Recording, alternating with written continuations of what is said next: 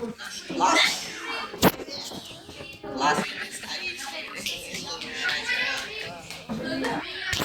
Классный представитель.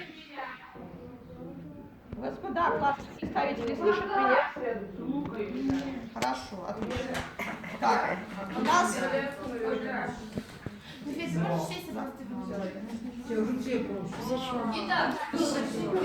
Сейчас.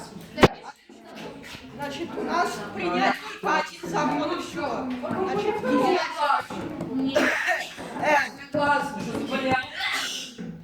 возобновить деятельность комитета по назначению учащихся на дежурные посты 7-го. То есть, значит, возобновить деятельность комитета по назначению учащихся на дежурные посты 7-го класса 1 мая. Назначать учащихся на дежурные.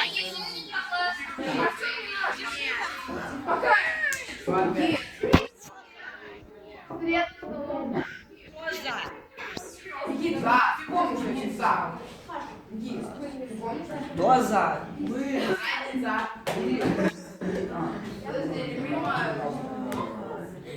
Юля.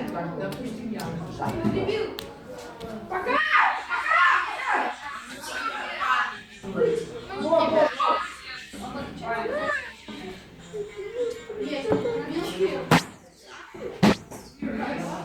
Просто мы с этого дня, когда...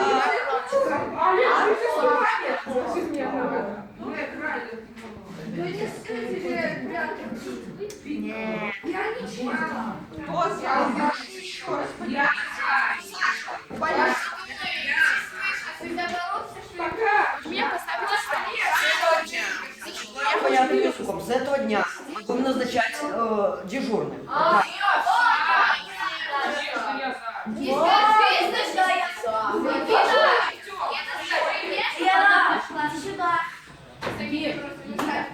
Ну еще тогда спасибо.